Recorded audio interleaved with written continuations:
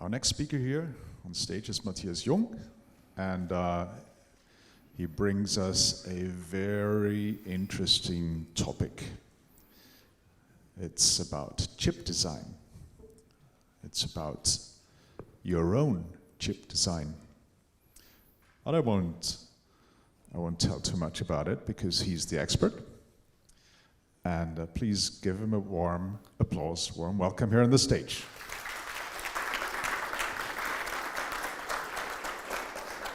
Yeah, thank you very much. Open source chip design, a new playground for ham radio, that's the question, and that's kind of a rhetorical question, right? Because I'm already convinced that's the next thing, what we will do. So first of all, raise your hand if you ever used an app. Yeah? Raise your hand if you wrote your own computer program. Great. Raise your hand if you can count to 16 in binary. No, yeah, doesn't matter, approximately is fine. Raise your hand if you ever built a circuit. Okay, great. Nice community here. When you have designed a circuit. Okay. When you have used an FPGA. Okay, it's getting less. Have you ever designed a chip? Whoa, okay, great. Or you had your own chip already manufactured? Okay, cool. So I think then for most of you that would be new stuff. It's about, I forgot that. It's about how you can use chip design or chip design for hobbyists, let's call it that way. And I just forget it here, so I have the board with me. So that's a chip that some of my students did. And it costed us only 150 bucks. Yeah? So that's the topic of the talk today. So when you think about chip design, you think on huge fabs, right? Where they have these yellow lights and everything is automated and everything is expensive. Yeah? So if you look how the costs have evolved, these are, I think, when you look here, these are $1 million for fab costs. So you see how much a fab really costs.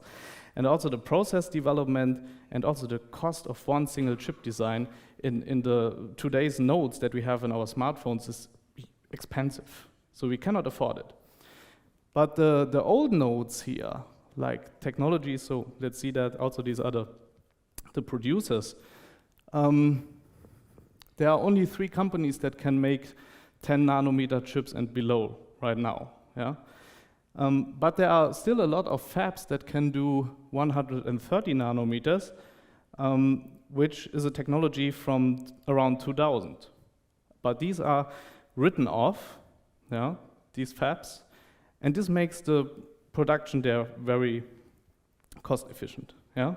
So advanced nodes are expensive, and yeah, now these old nodes are now available for hobbyists. So if you want to make one chip there in 130 nanometers, it will cost you around 10K.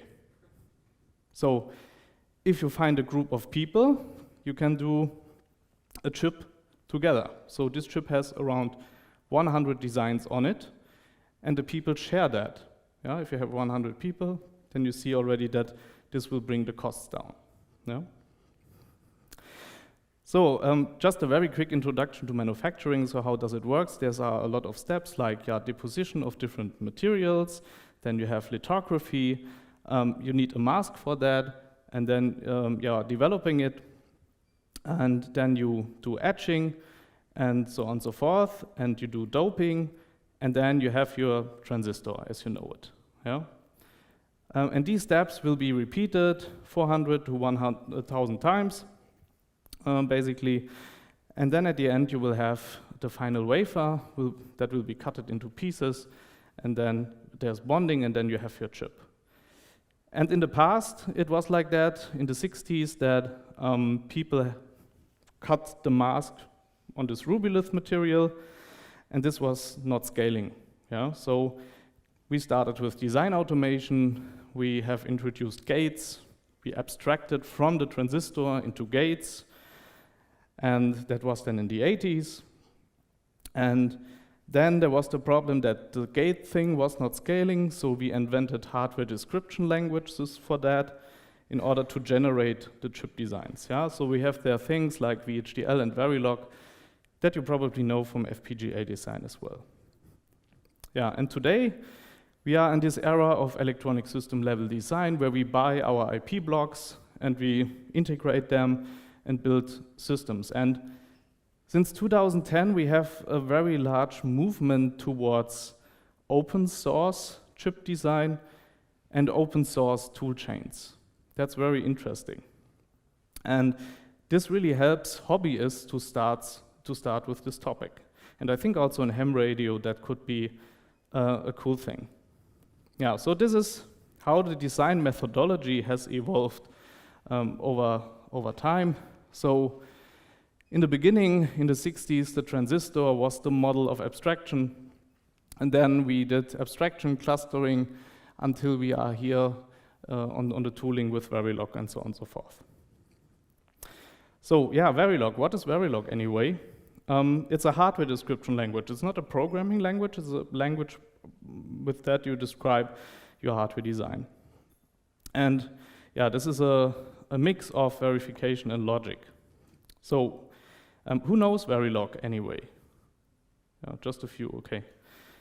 So why do we need it? We need it for documentation and specification. We need it a lot for simulation. We need it for synthesis. So if we basically transform this code into gates again, right? And also for verification. So just a disclaimer, this is not a system Verilog class now. I just want to give you a brief overview. If you're interested, on my YouTube channel, you can find a lecture in German. So first of all, Verilog is not a programming language. And exactly on Thursday, I gave this presentation also to my students. And I asked him to repeat loudly this sentence 3 times. Because they are in computer science and they are used that if they write code in that way, in a sequential way, that this is also executed in a sequential way. But this is not happening in Verilog. So if you have this code in C++, if you want to execute it, then at the end, A and B will have the same value. So you cannot swap 2 variables without a 3rd variable.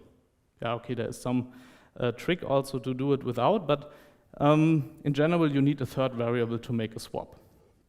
In Verilog, you can do this directly. So this describes in Verilog that you make here just basically 2 wires that you connect, and you make the swap in parallel. So what you write here, even you write it in a sequential way, it's happening concurrently. And that's the difference.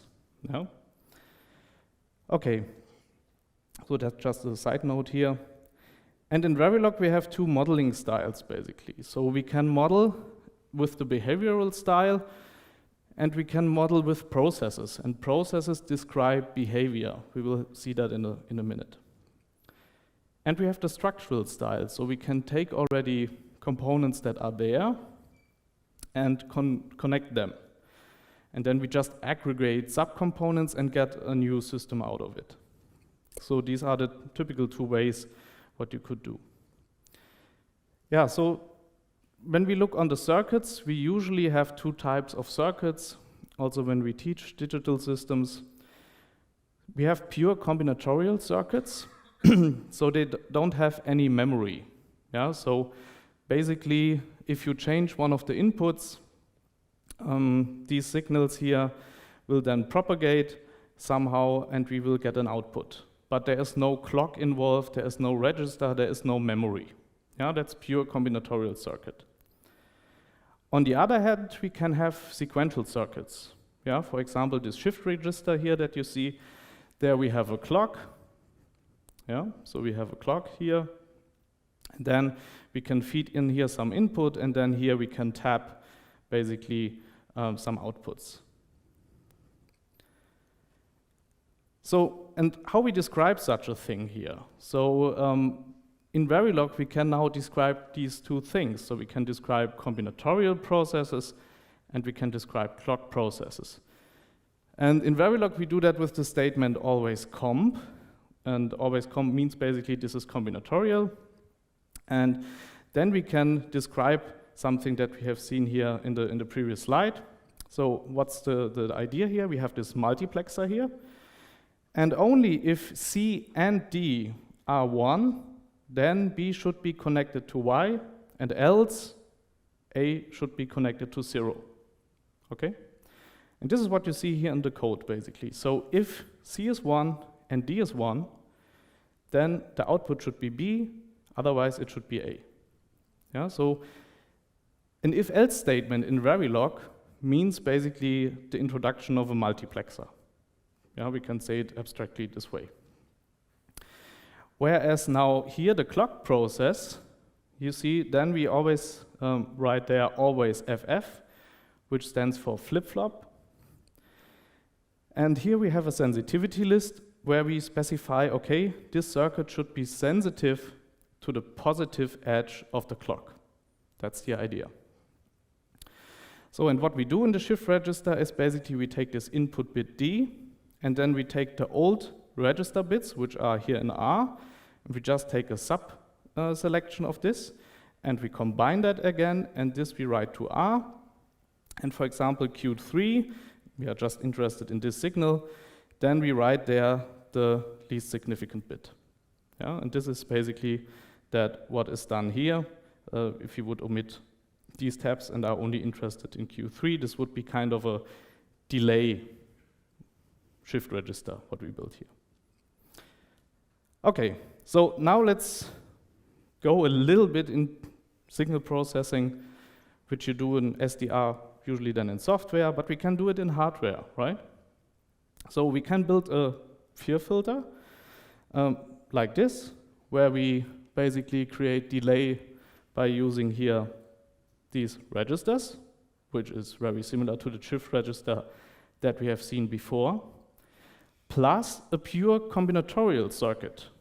Yeah, so this circuit here is just combinatorial, and we just have an amplifier here, so we multiply it with some factors, coefficient, and then we sum up the result, right? You know it.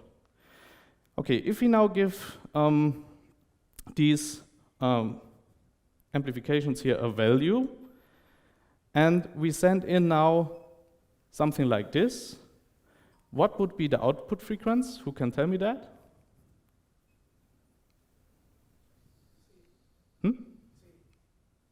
10? 10? No, that's not the same as the input. So this is kind of a Dirac impulse that you put in. Then you get the coefficients out, right? Okay. So keep that in mind, okay? Okay, I just want to program that very quickly in Verilog with you. So how does it work? We have to create a module. I hope you can read it. Is it okay? I hope it works. And I hope that artificial intelligence is disabled. Okay. So, in Verilog, we call this now a module. And the module has inputs, right? So as input, we need, first of all, a clock. And the clock is of type logic. We call it CLK. So, and I just make it there in the next line. We have another input, which we need a reset. So we have to reset our circuit. Yeah? What else? We need, of course, the input value, X. Yeah? And this is not only a single bit, we need a bunch of bits. And I just take here 8 bits. And for that, it's again the type of logic. And then it's 7 down to 0. Then that means from 7 to 0, we have 8 bits, right? So, and this is X. And then we have an output, which is then also 7 down to 0, which is Y. And we don't need a comma here. Okay. Yeah, then we have to specify now the registers and the coefficients. And this is now kind of a two-dimensional thing. So we have logic 7 down to 0 for the registers. And we need 4 of them. And here also 7 down to 0. And then for the coefficients. And the goal of today is we want to make a chip for that. So the FIR will be our chip, okay? And we want to tape out it also today. So what else? We have to initialize it. So, and I just make it that way because the open source synthesis toolchain can only do it like this. So here, basically, I initialize now the coefficients. And also that was 1, 2, 3, 4. It's just an artificial example, right? And that's all the boilerplate that we have to write. So now we describe basically the module itself and also already some internal things that are there. And now we have to describe the behavior. So first of all, we split it up in a clocked part, which is sequential, and in this pure combinatorial circuit. And that we do with always FF at pos edge clock, so at the positive clock, we will first of all do a reset. So if the reset signal is high,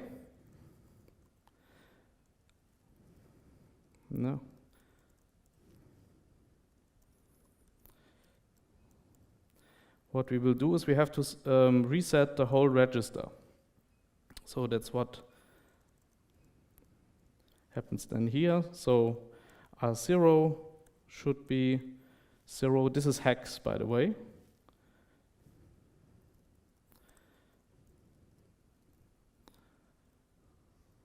Yeah. So you see it here on the side. These are the 4 registers, basically, and we use that as an, let's say, array, and then we just do the reset of that, if the reset signal is high. Yeah. So what else? Now we have to implement the shift register thing, which is also actually pretty easy. So here, this is the wiring of that. So in the first one, or the lowest bit, we put X. And then in the next one, there we put then X, no, not X, R, of course, 0. So we shift it by 1 bit. And then we do that also several times.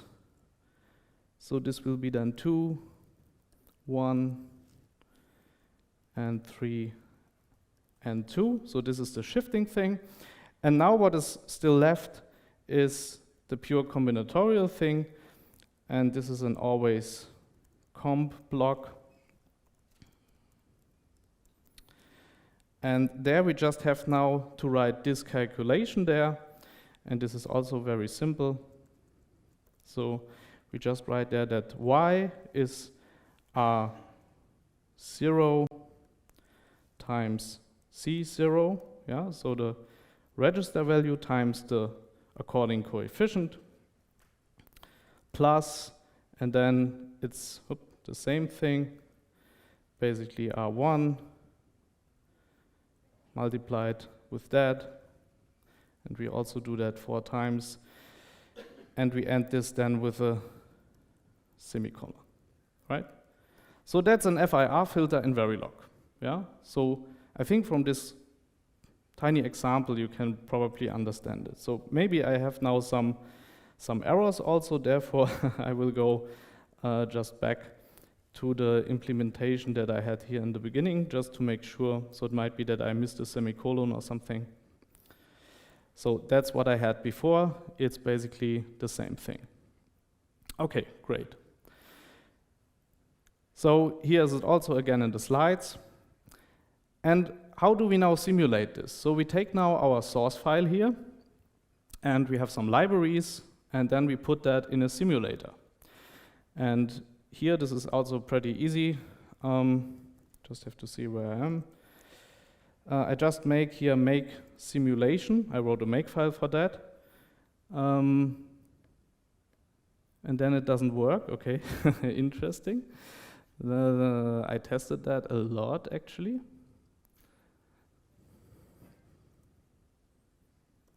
So I have not sourced the environment, okay. So now I have it, so I make a simulation. But what is actually simulated? So let's have a look into that very quickly. So we do that with so-called test benches. So a test bench is basically another Verilog code that generates some input stimuli for our circuit, and we have a clock, and then also something comes out. And this is a short snippet of that. So what we will do is exactly that what we did in the slide. So we will basically put the x for some time to 1, and then we take it to 0, and as a result, we should get basically the coefficients. Yeah.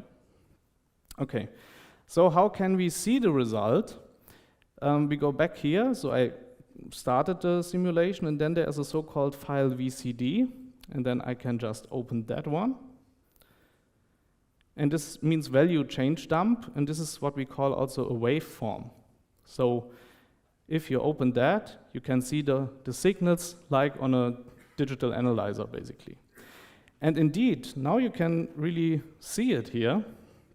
So we want to get the impulse response, basically, so we set this to 1, and then to 0, 0, 0, and then our FER filter gives us the coefficients. Yeah, so this is how you do simulations. Okay, but yeah, simulation is one thing. We want to make a chip, right? So with the simulation, you can verify that the behavior that you have described is correct. That's the idea. Yeah, and then there are tools like Surfer and GTK Wave, and the cool thing is that Surfer is integrated in Visual Studio Code, and all of this is open source, so that's a great environment that grows there also for open source chip design, test, and verification. Okay, that's the simulation flow, but we want to extend it. So how do we get a chip? So, and that's the second branch here.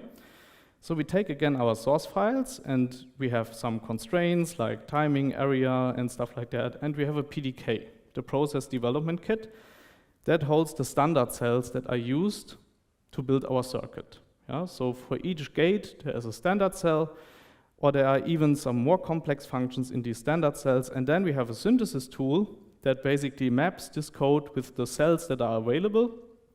A netlist will be created, and from this netlist, we make a place and route.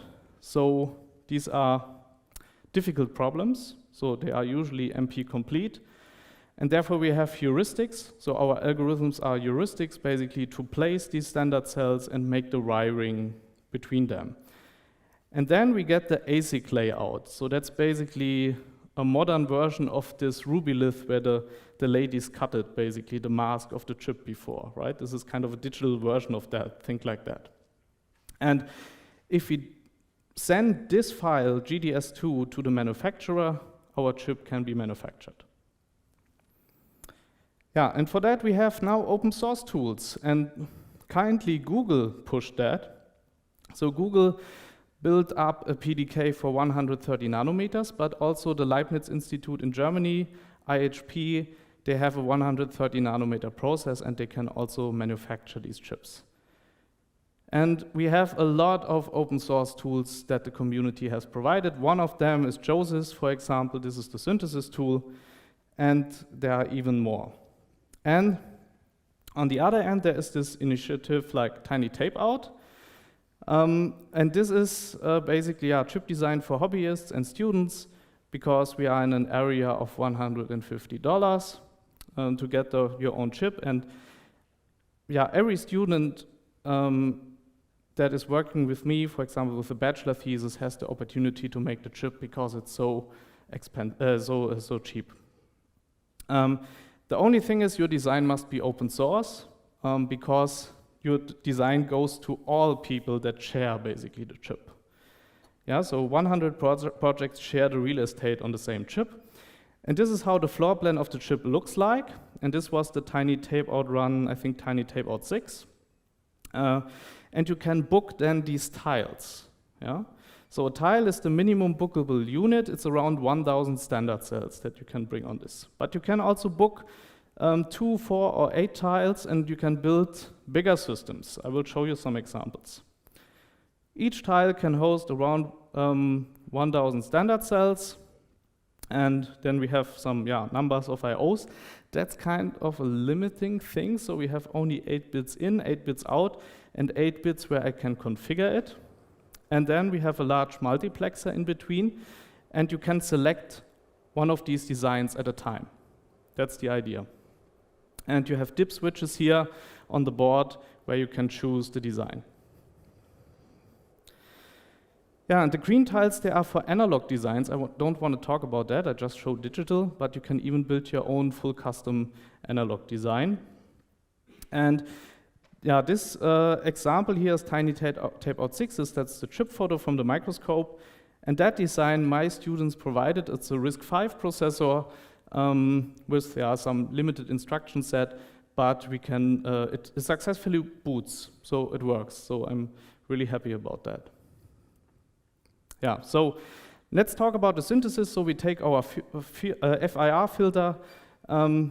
What the synthesis tool is, it creates a netlist, and I show you just here a short snippet of it.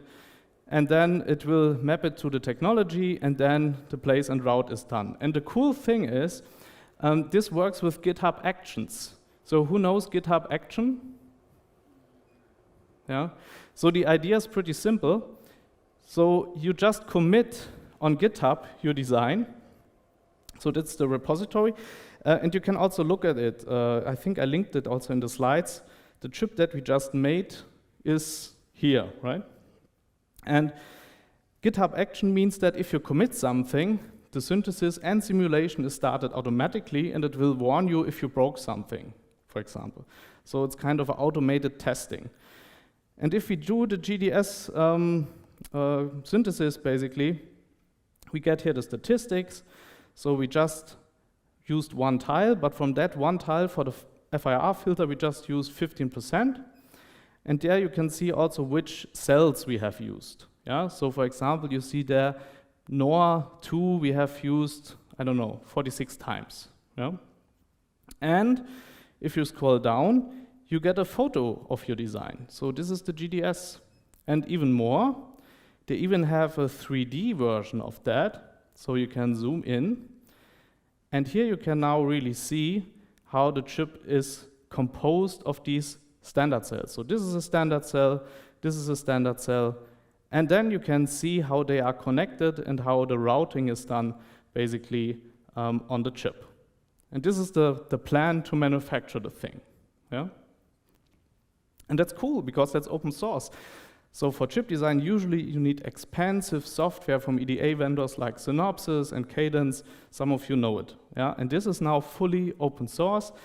The technology is open source, the PTK is open source, and the whole tooling is open source. So I think we should use that also in ham radio to do some experiments. Okay, yeah, so there you see also again, this is a single standard cell. Probably you could reverse engineer it if you look on it. Yeah, so these are again the synthesis results. And people built already a first SDR with that, and that's now very exciting. So Sylvain Monod created the first SDR, or partially SDR, with these boards, 2 of them. Yeah, and they have also, that's interesting, they have also here some coax in and outputs that can be used, but he did not use it, so maybe he had no way to make the cables. Anyway, so he was not doing the chip design, but he used 2 projects from other people. So there was an 8-bit ADC from Carsten Wolf in Tiny Tapeout 6, and there's also a design from Gilbert, which is an RF mixer. And yeah, he just connected those 2 boards together, but in theory, we could probably also just do it or integrate that on the chip. Yeah, and that was basically the first test. And the rest of the stuff is then done in GNU Radio. And there's also a nice YouTube video that I can recommend to you. Yeah, so this is the architecture. So yeah, we have an audio source, and then there is basically a mixer implemented with Tiny Tapeout 7 here. So here you see that's the mixer which is on chip, and here is the ADC. And yeah, it's one of the basically first tests, so audio source, then there is some signal generator, and then we put it in the mixer here, make the analog digital conversion, and then the rest is basically done with GNU Radio. Yeah, but I think it would be interesting to integrate more and more, and maybe let's start a project and let's try it out. Yeah, so in conclusion,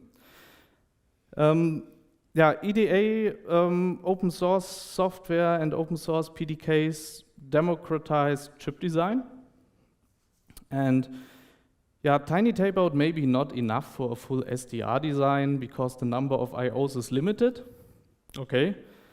But I think it's a very good starting point to start with ASIC design and make some tests and just try out the process. Yeah? And my students, they were so happy about that. When I saw that in their eyes, basically, they worked before with FPGAs, but to have a hard silicon chip is something different. So they really like that. Yeah, and why not? Why cannot hams maybe join forces to do such a multi-wafer project? And there are companies that offer that also in Germany with IHP. Probably we could talk to them. They even have this bi-CMOS process, so we could very nicely mix also analog and digital, because we can have even bipolar transistors in that. Yeah, and just an advertisement block here also, there's an initiative which is called Chip Design Germany, and I'm there responsible for the teaching curriculars. So maybe you can also have a look there. So many universities in Germany are connecting also with companies, and yeah, we want to bring again a lot of chip design back to Germany. That's the goal. Okay, with that, I want to thank you for listening, and yeah, maybe we could have some follow-up discussions on that. Thanks.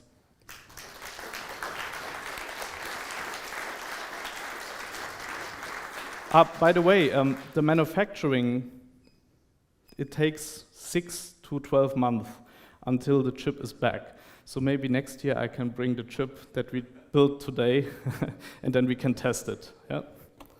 Thank you, Matthias, for the introduction to chip design and what can do we personally to design a new chip for ham radio applications. Are there any comments or questions in the audience? So yeah, first of all, thanks a lot. What are actually like the design, like say niches that you'd address with that within like the ham radio framework? Because obviously like a couple of multipliers feels like NXP might make them more power efficient than if I go in and get them done with PDKs.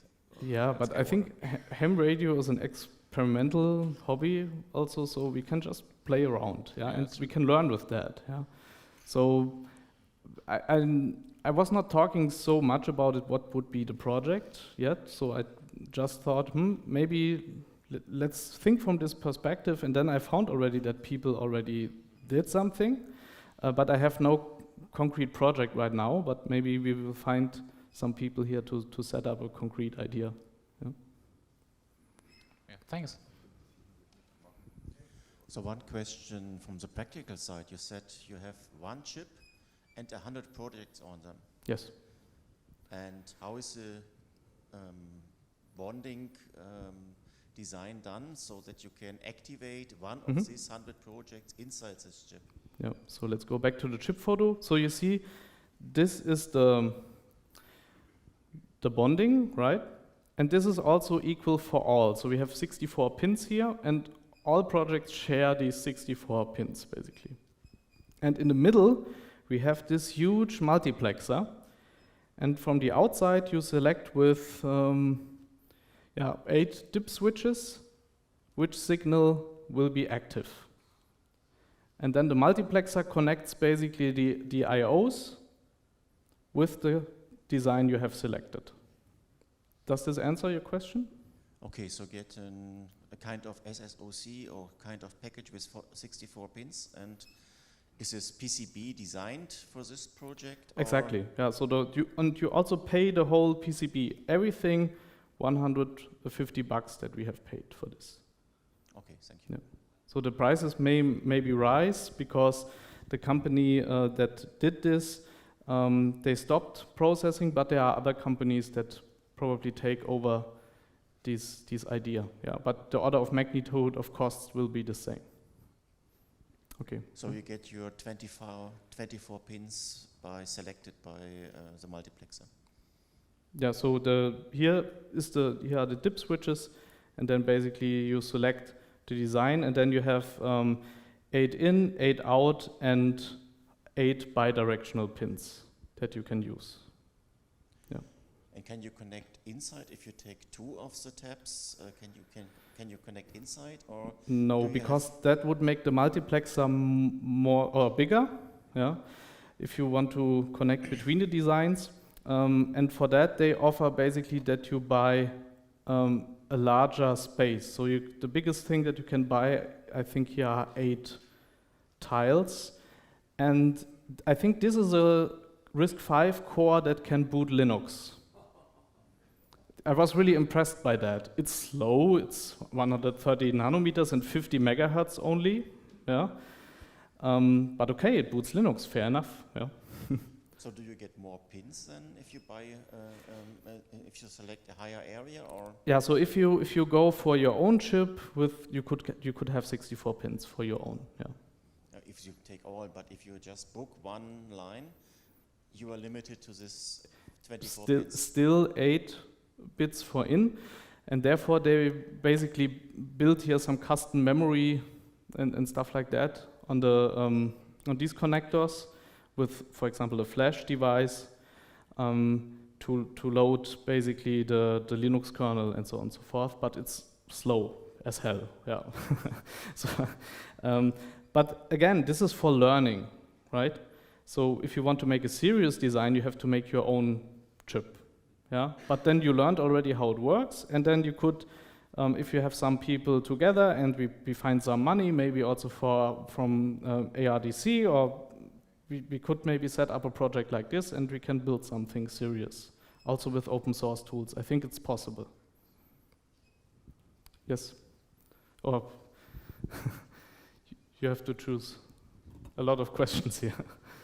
Please speak more closely into the microphone. What's the maximum frequency, and can you build a VCO, for example, in an analog block? Yeah, so what happens in the analog world, I don't know. So people have done many things. So I think our design runs at 50 megahertz. Yeah, so we have to check what you can get most out of this technology. I think it's limited here to 50 megahertz also because of this multiplexer. So probably there is a higher speed possible. Yeah.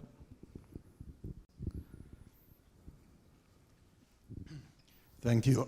Another question is regarding assembly of the chips. If we do our own chip, do you know any companies that do the wire bonding or flip chip assembly and so forth? Because that requires probably pretty expensive infrastructure to build. At least, you know, if you flip chip, fine, but maybe, I don't know if there's any post-processing available for those foundries, and if you do wire bonding, if you know any companies that would provide that service. So here it was, I think, provided by eFabless everything.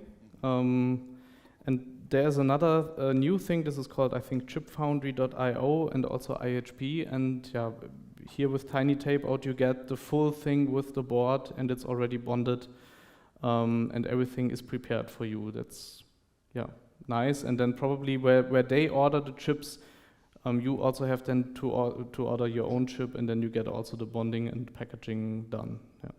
I see, but if you want to do your complete custom own chip, you probably have to find a place where you get it bonded, or find some kind of help in the industry. I think they will do it for you as well. Okay. Okay, Yeah. got it. Okay, thanks. But then it's, of course, if you don't share with other people, then it gets more expensive again, because for this low volume, it's still then expensive, like 10,000 or more dollars. But of course, with the sharing aspect, that's really nice for students and people like hobbyists like us in ham radio to get started with chip design. Okay, we have some more questions.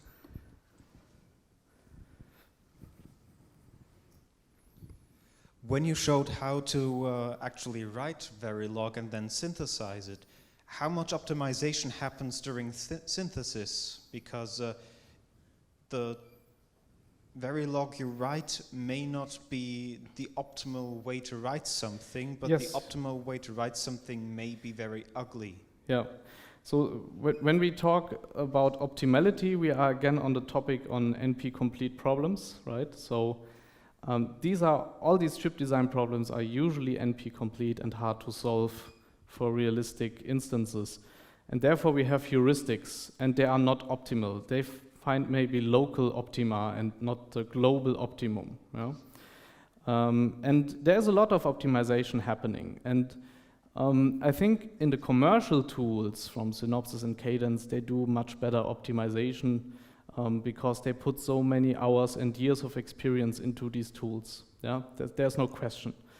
So these open source tools, but they do already a quite good job. Not as good as the commercial tools, but I think it's usable. And I just want to show you some things here.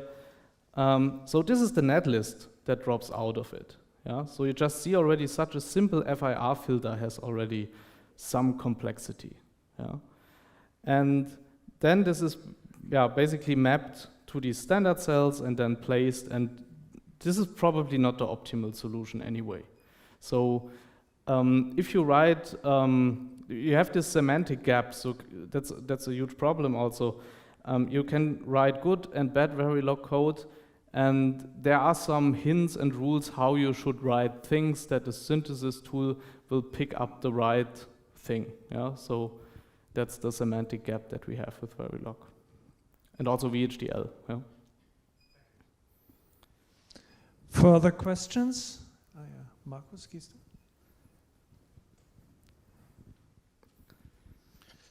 Yeah, you mentioned before there's a Gilbert cell, analog thing, and we have a digital one. You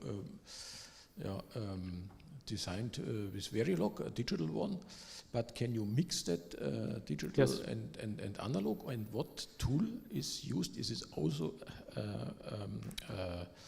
a free tool, the analog design? I guess it's more complicated for such an analog time. Is it for a hobbyist affordable or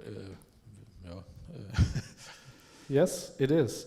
So I have never done this because I'm not an analog guy. So I come from the digital domain. Yeah, but here you see that I think that was in Tiny Tapeout 6 was the first time they introduced analog things, and this is really also classical analog development. So you make spice simulations, and then you can draw the polygons by yourself and everything.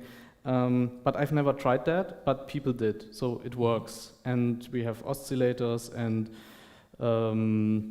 a lot of analog things also implemented, op amps and stuff like that. Yeah. So and they introduced now, therefore also these, I always forget the name of these connectors, where you can put a coax cable. Sorry, I just forget. No, it's something. Is it QFN? QFN? QFL? Something with Q, yeah. Yeah, thank you. The tool is also a free available tool? Everything is open source. Okay. And open source usually means also free available. Yeah. Further questions or comments from the audience? Okay. We have some time to discuss now. Yeah, just one question.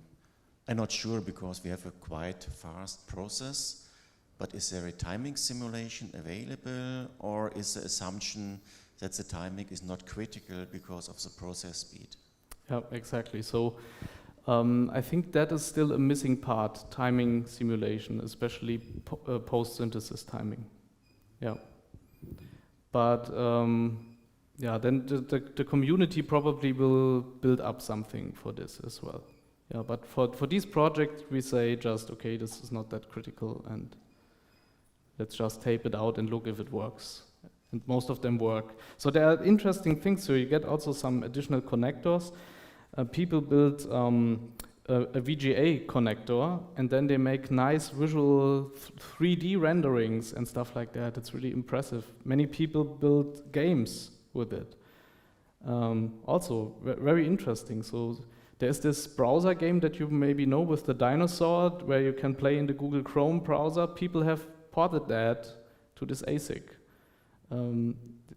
Yeah, there's so much creativity behind that. So many students are participating, and I think it's really a nice initiative, this Tiny Tapeout thing. Yeah, and thanks also to Matt Van, who is driving this, the whole thing, and he also gives some classes. Also, there's a class on analog design. So if you're interested, you can just check on the Tiny Tapeout website. Any further question or comment from the audience? Oh, yeah.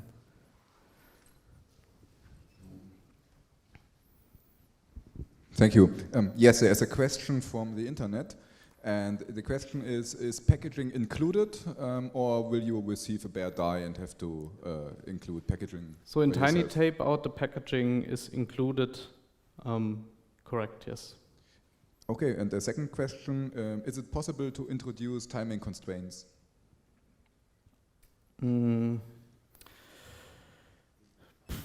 Yeah, without a timing model, it's, I think, a little bit hard. But yeah, I think we have to follow up this offline, maybe, yeah. Okay, thank you. Okay, so I thank you very much, Matthias. And let us give him a warm applause. Yeah, thank you.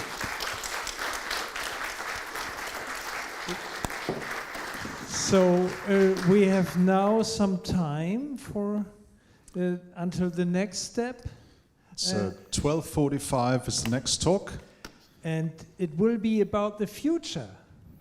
And we have seen one step of the future just now. And the next step more to SDR belonging will be by Hans Zahn. So take some time, get some air, and come back.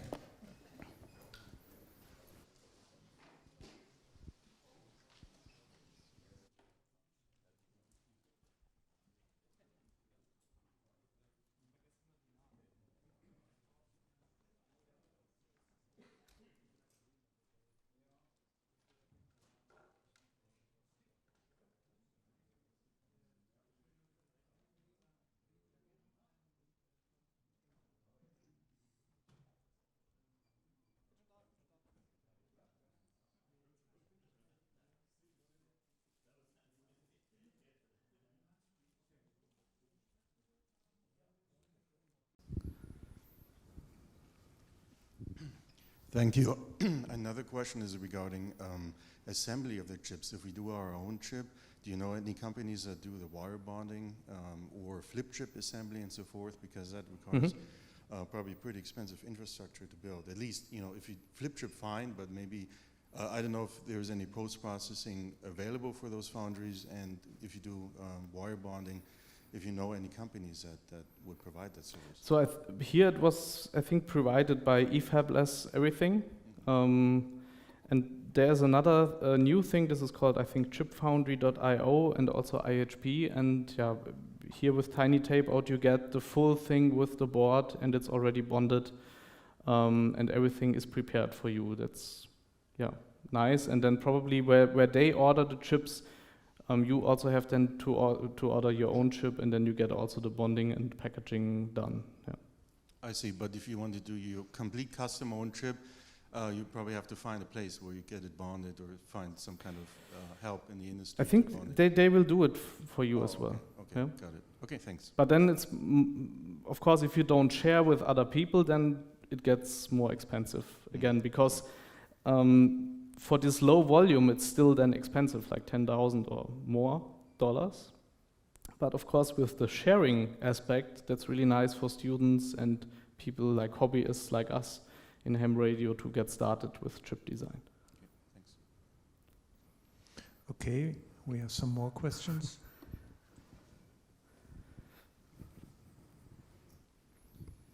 When you showed how to actually write Verilog and then synthesize it, how much optimization happens during synthesis? Because the Verilog you write may not be the optimal way to write something, but Yes. the optimal way to write something may be very ugly. Yeah. So when we talk about optimality, we are again on the topic on NP-complete problems, right? So all these chip design problems are usually NP-complete and hard to solve for realistic instances. And therefore we have heuristics, and they are not optimal. They find maybe local optima and not the global optimum. Yeah?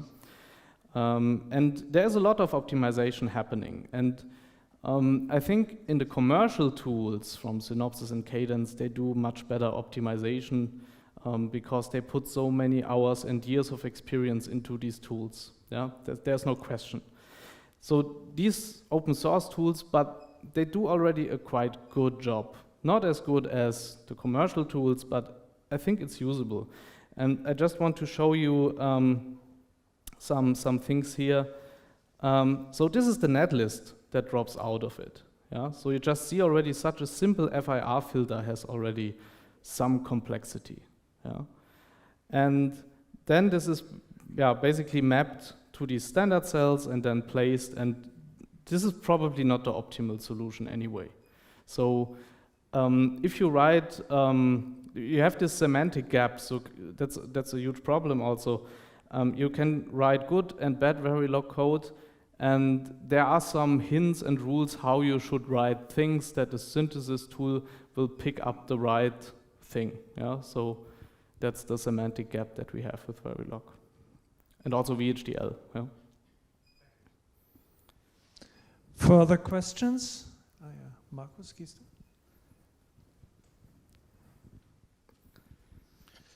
Yeah, you mentioned before there's a Gilbert cell, analog thing, and we have a digital one. You designed with Verilog, a digital one, but can you mix that digital and analog? And what tool is used? Is it also a free tool, the analog design? I guess it's more complicated for such an analog time. Is it for a hobbyist affordable or Yes, it is. So I have never done this because I'm not an analog guy. So I come from the digital domain. Yeah, but here you see that I think that was in Tiny Tapeout 6 was the first time they introduced analog things. And this is really also classical analog development. So you make spice simulations, and then you can draw the polygons by yourself and everything. But I've never tried that, but people did, so it works. And we have oscillators and a lot of analog things also implemented, op amps and stuff like that. Yeah. So and they introduced now, therefore also these, I always forget the name of these connectors, where you can put a coax cable. Sorry, I just forget. No, it's something. Is it QFN? QFN? QFL? Something with Q. Yeah. Yeah. Thank you. The tool is also a free available tool. Everything is open source. Okay. And open source usually means also free available. Yeah. Further questions or comments from the audience? Okay.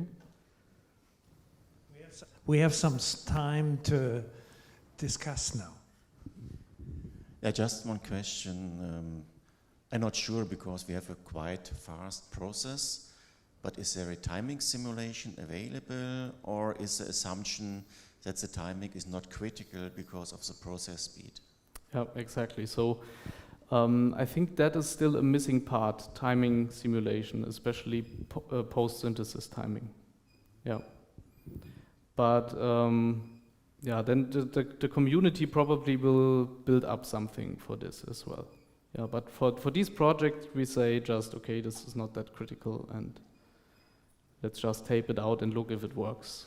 And most of them work. So there are interesting things. So you get also some additional connectors. People build a VGA connector, and then they make nice visual 3D renderings and stuff like that. It's really impressive. Many people build games with it. Also, very interesting. So there's this browser game that you maybe know with the dinosaur, where you can play in the Google Chrome browser. People have ported that to this ASIC. Yeah, there's so much creativity behind that. So many students are participating, and I think it's really a nice initiative, this Tiny Tapeout thing. Yeah, and thanks also to Matt Van, who is driving this, the whole thing, and he also gives some classes. Also, there's a class on analog design. So if you're interested, you can just check on the Tiny Tapeout website. Any further question or comment from the audience? Oh, yeah.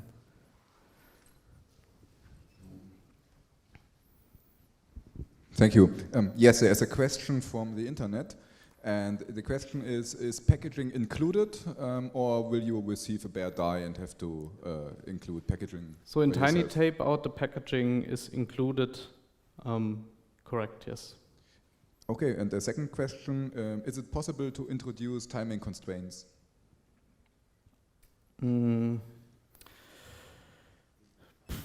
Yeah, without the timing models, I think a little bit hard.